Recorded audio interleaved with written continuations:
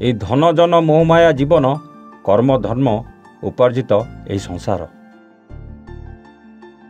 ବର୍ତ୍ତମାନ ଦୁନିଆରେ ଲୋକମାନେ ଯେଉଁ ମାଧ୍ୟମରେ ହେଉନା କାହିଁକି ସାହାଯ୍ୟ ତ କରୁଛନ୍ତି, ଅନେକ ପ୍ରଶଂସା ମଧ୍ୟ ପାଉଛନ୍ତି, ହେଲେ କିଛି ଚେହେରା କିଛି କ୍ଷଣସ୍ଥାୟୀ ହୋଇ ରହିଯାଉଥିବା ବେଳେ ଆଉ କିଛି ଚେହେରା ଚିରସ୍ମୃତି ହୋଇ ରହିଯାଉଛି। ଆଜି ବି ଏମିତି ମହାନ ବ୍ୟକ୍ତି ଅଛନ୍ତି ଯିଏକି ମୃତ୍ୟୁ ପରେ କିଏ ନିଜର କିଛି ଅଙ୍ଗ ଦାନ କରୁଛନ୍ତି ତ ଆଉ କିଏ ନିଜର ସମ୍ପୂର୍ଣ୍ଣ ଶରୀର ଦାନ କରିଦେଉଛନ୍ତି। ଆପଣମାନେ ଜାଣିଥିବେ ଏଇ କିଛି ଦିନ ହେବ ଏକ 8 ବର୍ଷର ଶିଶୁ ନିଜ ଅଙ୍ଗର 8 ଗୋଟି ଅଙ୍ଗ ଦାନ କରି କିଛି ଲୋକଙ୍କ ଜୀବନ ବଞ୍ଚାଇ ଚର୍ଚ୍ଚାରେ କେନ୍ଦ୍ରବିନ୍ଦୁ ପାଲଟିଥିଲା।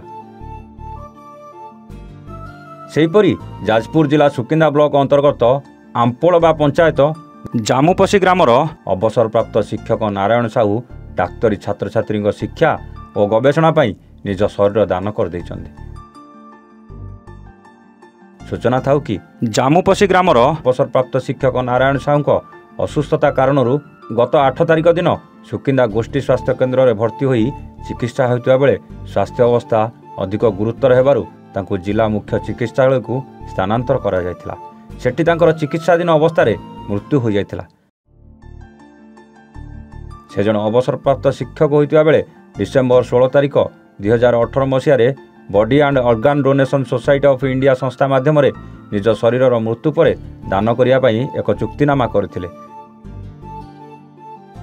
ସେ ଜଣେ ଛାତ୍ରବତ୍ସଳ ଶିକ୍ଷକ ଭାବେ ସମଗ୍ର ଯାଜପୁର ଜିଲ୍ଲାରେ ସୁଖ୍ୟାତି ଥିବାବେଳେ ସୁକିନ୍ଦା ନିର୍ବାଚନ ମଣ୍ଡଳରେ ତାଙ୍କର ସ୍ୱତନ୍ତ୍ର ପରିଚୟ ଥିଲା। ମୃତ ସାହୁ ସେ ଜଣେ ଭଲ ଶିକ୍ଷକ ସହିତ ଭଲ ସାହିତ୍ୟିକ ମଧ୍ୟ ଥିଲେ। ଏନେଇ ସେ ଅନେକ ପୁରସ୍କାର ଏବଂ ଅନେକ ମାନପତ୍ର ମଧ୍ୟ ପାଇଥିବା ଦେଖିବାକୁ ମିଳିଛି। ଏହାକୁ ସମ୍ମାନ ଜଣାଇ ତାଙ୍କ ପରିବାର ଲୋକ ଆଜି ମର ଶରୀରକୁ ଶ୍ରୀରାମଚନ୍ଦ୍ର ଭଞ୍ଜ ମେଡିକାଲ କଲେଜରେ ଦାନ କରିଦେଇଥିବା ଦେଖିବାକୁ ମିଳିଛି।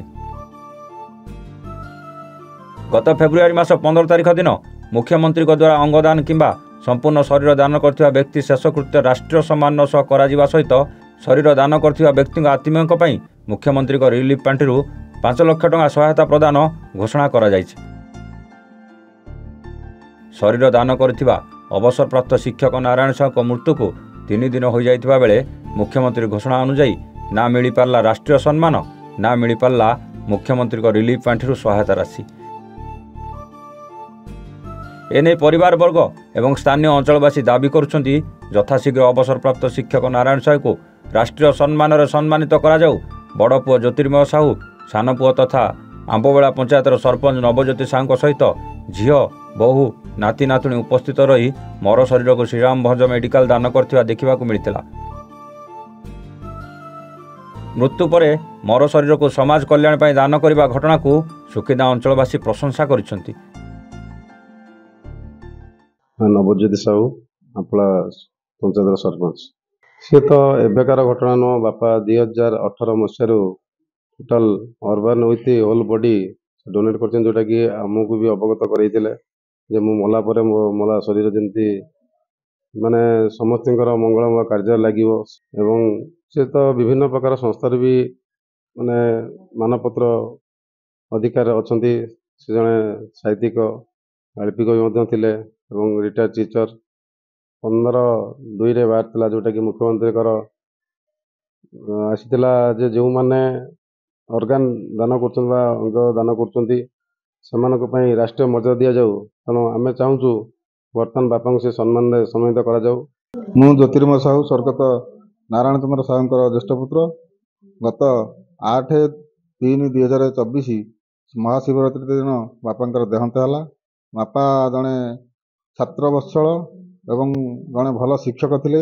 ତାଙ୍କ ଶେଷ ଇଚ୍ଛା ଥିଲା ଯେ ମୁଁ ଯେମିତି ପାଠ ପଢ଼େଇକି ସମାଜର ମଙ୍ଗଳ କରୁଛି, ମୋ ଶରୀର ମଧ୍ୟ ଦ୍ୱାରା କିଛି ପିଲା ପାଠ ପଢ଼ି ଉପକୃତ ହୁଅନ୍ତୁ। ନିଜର ସମସ୍ତ ଶରୀର ଅଙ୍ଗଦାନ କରିଥିଲେ ଏବଂ ତାର ଗୋଟେ ଏଗ୍ରିମେଣ୍ଟ ଥିଲା। ତାଙ୍କ ପରିବାର ହିସାବରେ ସ୍ୱେଚ୍ଛାକୃତ ଭାବେ ନେଇକି ଏସ୍ସି ମେଡିକାଲରେ ତାଙ୍କୁ ଦାନ କରିଥିଲୁ।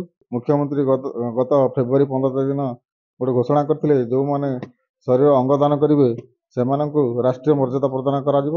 ସେଥିପାଇଁ ମୁଁ ମୋ ତରଫରୁ ସରକାରଙ୍କୁ ନିବେଦନ କରିବି ଯେ ଏହି ରାଷ୍ଟ୍ରୀୟ ମର୍ଯ୍ୟାଦା ପ୍ରଦାନ କରାଗଲେ ଆମ ଅଞ୍ଚଳ ପାଇଁ ଗର୍ବ ଓ ଗୌରବ ହେବ, ସାଙ୍ଗେ ସାଙ୍ଗେ ଆମ ଜିଲ୍ଲା ପାଇଁ ଏକ ମହତ୍ କାର୍ଯ୍ୟ ହେବ।